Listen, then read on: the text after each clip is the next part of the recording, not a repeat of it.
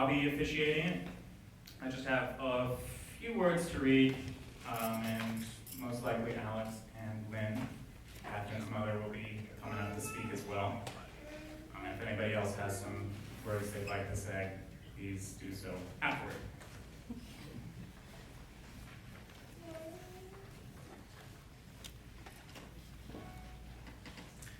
I still dream about you almost every night.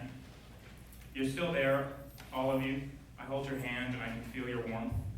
I look in your eyes and I see the love. I think that's beautiful because that's what you said would happen. That's what we both knew would happen, and we knew it was better this way. You only left because this world was hurting you. And I'm pretty sure they only hurt you because they were jealous of what we had. They just couldn't wait to get to hang out with Kathy. Oh, I hope they're happy. Mom, you were the reason I got out of bed in the morning.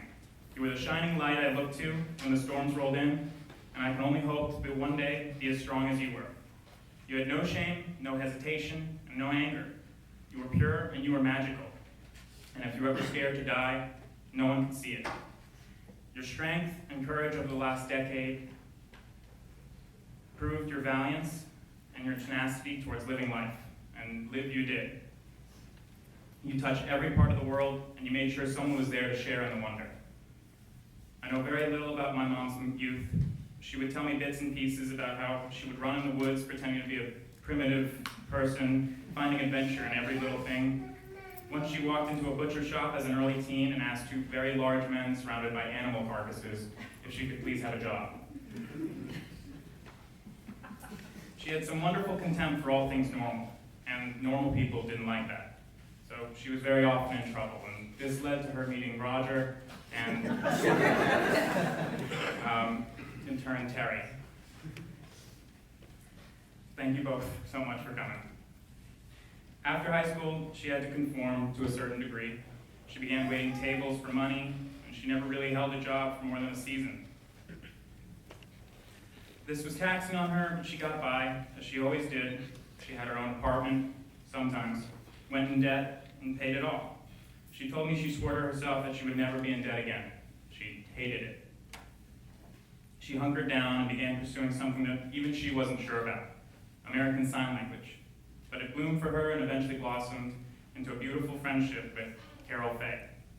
She unfortunately couldn't make it here, but she wrote something I found rather beautiful and profound about Catherine that I'd like to read.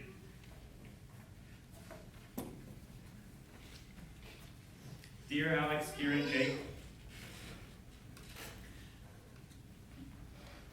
you were your mother's greatest joy.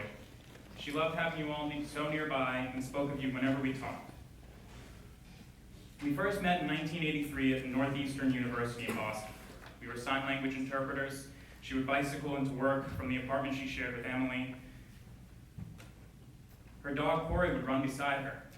One morning, Catherine overheard a conversation I was having with the overly worried mother of a deaf student. She popped her head around my office door and said, "Hey, I like the way you handled that." We started having coffee together on campus. She introduced me to her boyfriend, David, a fun-loving musician, and I asked her if she could find me one of those, and she did. She met someone she liked more, and I got David. Catherine had astute observations about people. She'd recognized how miserable I was when things began to fray with David after several months. She listened and asked questions in a way that turned my faulty thinking upside down. Catherine and Richard invited my daughter, Carrie, and I to move in with them when we found a new place. She made us feel welcome, bought toys for Carrie, and gave us a preview of what a great mother she would turn out to be. Catherine was thrilled at the arrival of each of her children. Those were the years of karate, jewelry making, tennis, and homeschooling. She counseled teenage parents and kept her hand in interpreting too. We had a regular Monday routine. Carrie would babysit for Alex, Kira, and Jake, while Catherine and I bicycled along the Middlesex bike path. One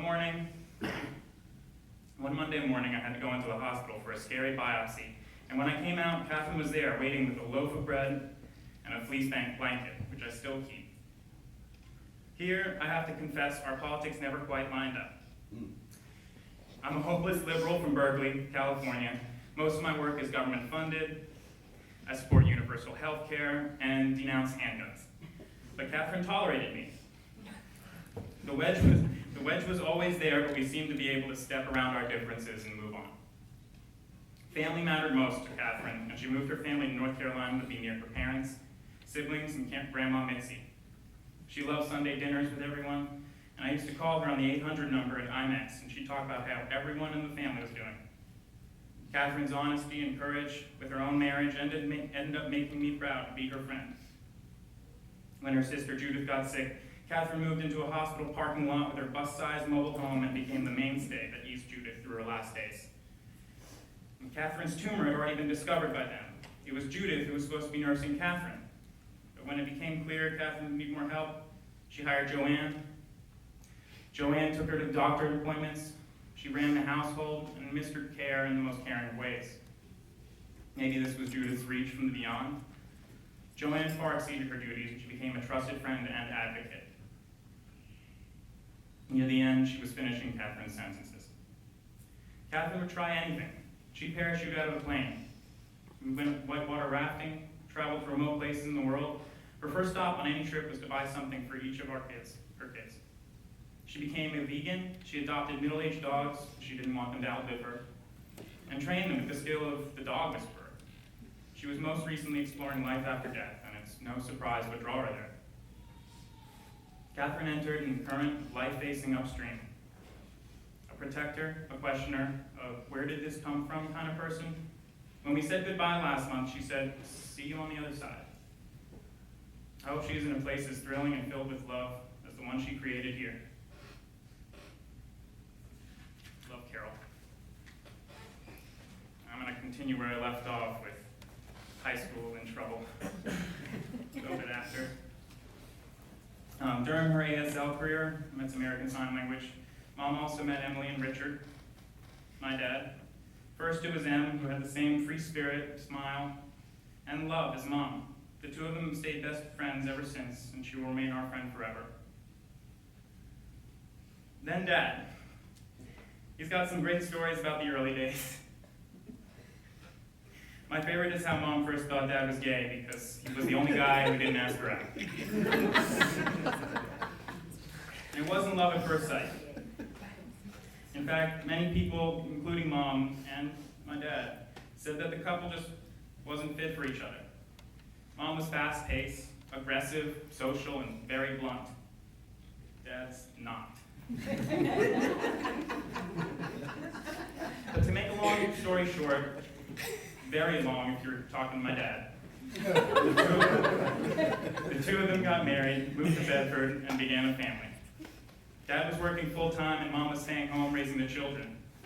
Soon after Alex was born came Kira, and my parents realized they needed help. In comes Joanne. Joanne is unarguably the biggest blessing my family, let alone my mom, ever received. Jo ran a daycare and took care of the kids while they were toddlers. That was nothing compared to the job she would later embrace. Eventually I popped out. Mom always said that. Pop. Like I was some kind of David Copperfield magic trip. Apparently the doctors got it right with their medicine during my birth. We lived in Bedford for a couple years until we decided to move here to North Carolina. She began working at IMAX, her father's company, where she excelled with a vigorous passion. You were lucky if you saw her. She walked fast, talked fast, and made sure no one could keep up. She loved what she did, but she loved her family more. We were homeschooling at the time. Mom started and Dad took over. Eventually time took hold and we all three went to public school. Dad and Mom separated. Mom found a new guy, kind of quickly. Al joined our family briefly and boy was he in for a treat. It was certainly a time of transition. Mom had gotten divorced, she got engaged. After her father died of cancer, she found out about her own brain tumor. I think that's right. Yes. It was rough for everyone, but I barely remember the stress because she was so good at keeping things quiet. She never let on. And from the beginning, she made damn sure we all knew she was in it to win it. Catherine wouldn't go down for a fight.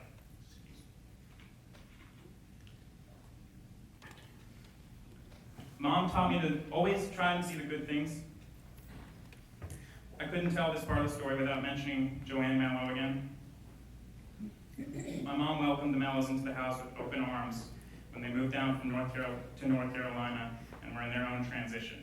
My mom took them in like family. And when it came time for them to move out, Mom asked Jo if she would stay at the house and take care of all the things Mom couldn't. She was more than an assistant or caregiver. She was a best friend and a shoulder to cry on.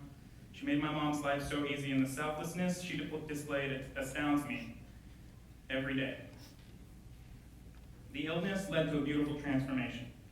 She'd retired from IMEX, decided to travel the world. Her attitude was a persistent, why not?